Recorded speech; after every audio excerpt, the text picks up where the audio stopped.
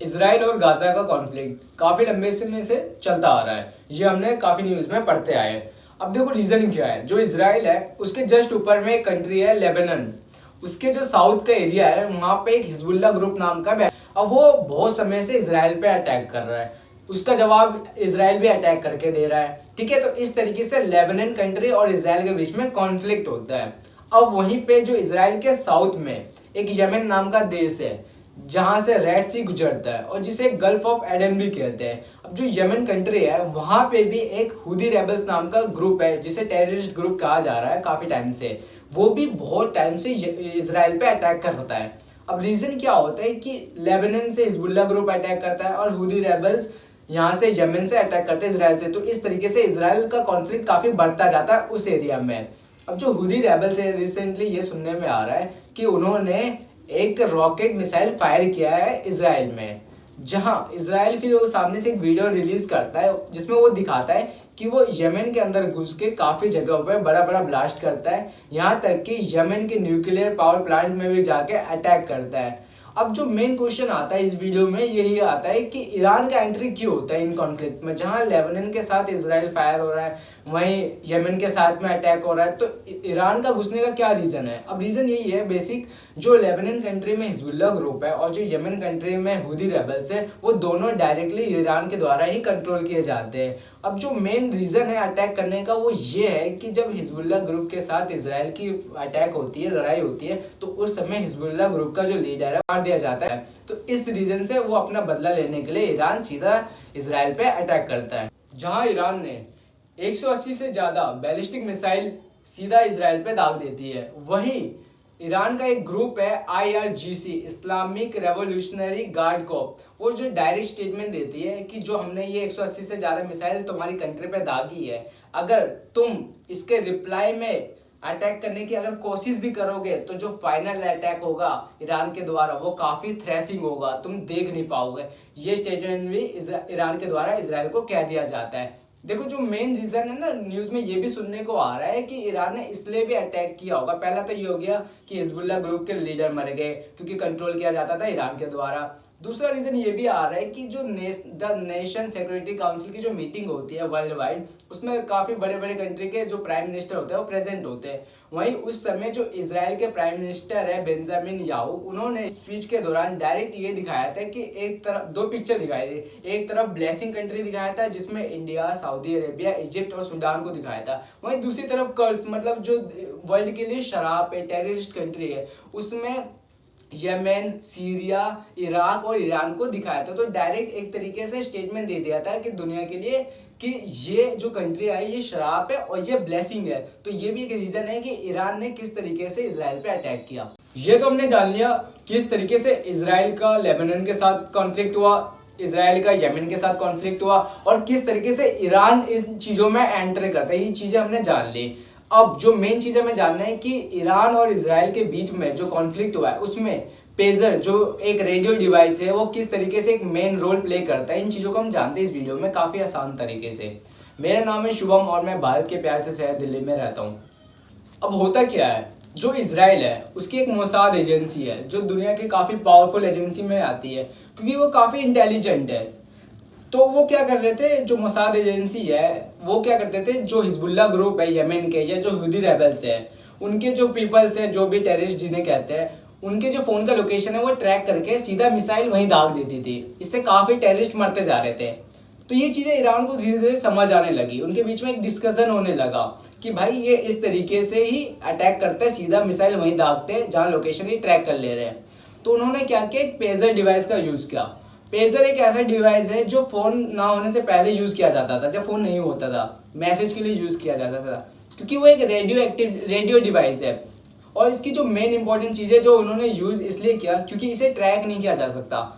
तो ईरान ने ये सोचा पेजर का यूज करता है क्योंकि हमें एक जैसे जो टेररिज्म होता है उसमें क्या होता है ना, एक मैसेज पास करना होता है कि किस समय अटैक करना है, कहाँ अटैक करना है।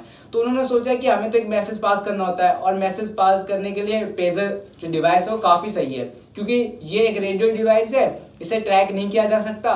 तो जो मोसाद एजेंसी है ये इसराइल की, वो इसे ट्रैक नहीं कर पाएगी और ना पे वहां पे अटैक कर पाएगी। तो इससे हमारे बंदे, हमारे एजेंट बचे रहेंगे, ये ईरान ने सोचा। अब ईरान ने इन चीज़ों पे डिस्कस किया, तो ईरान ने क्या सोचा कि चलो ये बनाने का हम ना वो दे देते ऑर्डर, किसको, ताइवान को दे देते हैं। लेकिन ताइवान ने क्या किया, उसने बोला कि मैं नहीं बनाऊंगा, उसने पास कर दिया हंगरी को। हंगरी, ठीक है। अब जो हंगरी है उसका इजराइल के साथ काफी अच्छा रिलेशन चल रहा है। हंगरी ने बोला ठीक है मैं बनाता हूँ। ईरान ने जो ऑर्डर दिए पेजर बनाने के लिए, हंगरी ने बोला मैं बनाता हूँ। हंगरी ने 3000 से ज्यादा बना दिए पेजर। अब हंगरी से बन के वो निकल के रास्ते में जा रहा होता है, उसी समय इजराइल की जो मोसाद एजेंसी है वो उसमें चेंजेस ला देती है। जो पेजर डिवाइस है क्या करती है, उसमें एक PNIT नाम के केमिकल ऐड कर देती है, सिर्फ 30 ग्राम, वो भी बैटरी के साइड में। ये इस तरीके का केमिकल है, हीट होने के कारण ये ब्लास्ट हो जाता है, और इस तरीके का ब्लास्ट होता है कि किसी भी इंसान के किसी भी एक पार्ट के चित्रे उड़ा सकता है। अगर फॉर एग्जांपल वो जैसे कान पे लगा रखा है या फेस के सामने रखा तो फेस फट सकता है, उसका बॉडी का कोई पार्ट फट सकता है, इस तरीके से चित्रे उड़ा देगा बॉडी के। तो उन्होंने इतने स्मार्टली वो केमिकल को 30 ग्राम, सिर्फ 30 ग्राम को ऐड कर दिया और उसके अंदर फिट कर दिया। अब ये हंगरी से तो इन्होंने चेंज कर दिया बीच में रास्ते में। अब ये चले गए लेबनान की ओर। लेबनान में ये डिस्ट्रीब्यूट हो गए, जितने भी हिजबुल्लाह ग्रुप के मेंबर थे सबके पास ये बढ़ गए 3000 के 3000। अब हो क्या रहा था, कहीं ना कहीं ना हिजबुल्लाह ग्रुप के कुछ जो लीडर थे, जो टॉप लीडर थे, कुछ लीडर, उनको ना ये थोड़े चेंजेस लगा, बोला उन्होंने बीच में डिस्कस होने लगा कि इसमें भी कोई चेंजेस हो सकता है, कुछ गलत लग रहा है। लेकिन जो हिजबुल्लाह ग्रुप के एक लीडर के साथ उन्होंने जो डिस्कस किया वो कहीं ना कहीं मोसाद का ही एक एजेंट था, मोसाद एजेंसी का एजेंट था।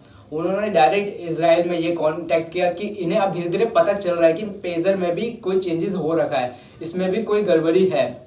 तो इजराइल ने सोचा कि ये चीजें सबको पता चले और ये हमारा जो मिशन है ये फेल हो, इससे पहले एक डेट फिक्स करते हैं और उसी समय ये ब्लास्ट करेंगे।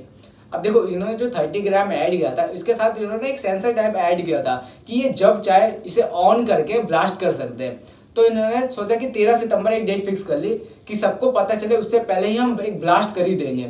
इन्होंने क्या किया, 13 सितंबर को इसमें जो सेंसर था कुछ अपने तरीके से इन्होंने ऑन किया तो एक टू टू टू सी आवाज आने लगी। जब बंदों ने देखा, जितने भी टेररिस्ट थे, टेररिज्म थे, जितने भी थे हिजबुल्लाह ग्रुप, उन्होंने देखा कि ऐसे कुछ डिवाइस में कुछ टू टू टू सा हो रहा है। और जैसे ही उन्होंने पास से देखा या हाथ में रखा या जेब में जहां भी रखा वो ब्लास्ट हो गया। इस तरीके से ब्लास्ट हुआ, किसी के हाथ, किसी के पैर, किसी का कुछ ना कुछ चीतड़े उड़ गए। मतलब वो इंसान मतलब अधमरा सा हो गया कि वो जिंदा तो है पर किसी काम के नहीं रहा उसका जीवन। उसको अपने जीवन के लिए एक बंदा चाहिए ही होगा अपने लाइफ तक काटने के लिए। इस तरीके से हुआ और इसमें 2800 से ज्यादा जो ब्लास्ट हुआ, देखो फटे तो 3000 पूरे, लेकिन जो 2800 से ज्यादा ब्लास्ट हुआ उसमें लोगों के साथ हुआ, चितड़े उड़े लोगों के। क्यों? क्योंकि किसी ने हाथ में रखा होगा, जैसे टूटू किया होगा, किसी के जेब में होगा, किसी ने देखा होगा, मैसेज सोचा होगा, मैसेज आया होगा लीडर का, हिजबुल्लाह ग्रुप के लीडर का मैसेज आ रहा होगा, सोचा सबने ऐसे ही सोचा होगा। तो ऐसे 2800 से ज्यादा लोगों को ऐसी चितड़े उड़े, इस तरीके से उड़े। मरे तो करीब 20 से ज्यादा ही लोग हैं, अभी न्यूज में जो सुनने आ रहा है हॉस्पिटल में 20 से ज्यादा लोग ही मर चुके हैं।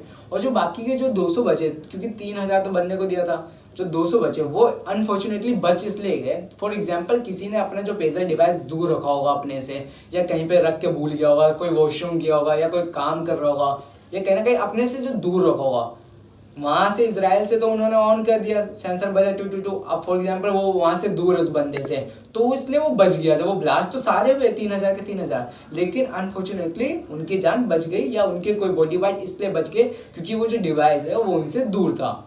तो इस तरीके से तो आप समझ सकते हो किस तरीके से मोसाद जो एजेंसी है क्यों कहते हैं इतनी पावरफुल, इतनी इंटेलिजेंट है।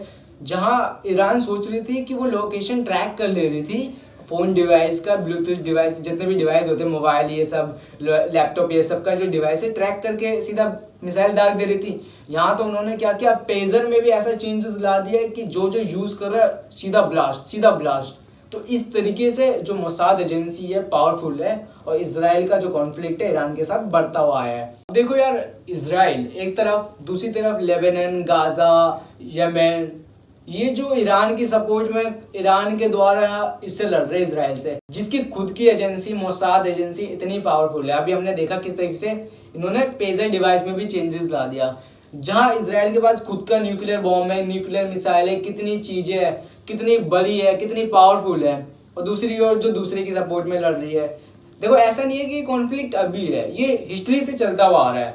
इसराइल अपने वजूद के लिए हमेशा से लड़ता हुआ आ रहा है, अपने वजूद के लिए। जहां दूसरी ओर लेबनान, गाजा, पैलेस्तीन ये सब इसराइल से ही निकल के बने हैं, जो 1948 का एग्रीमेंट होता है उसमें से।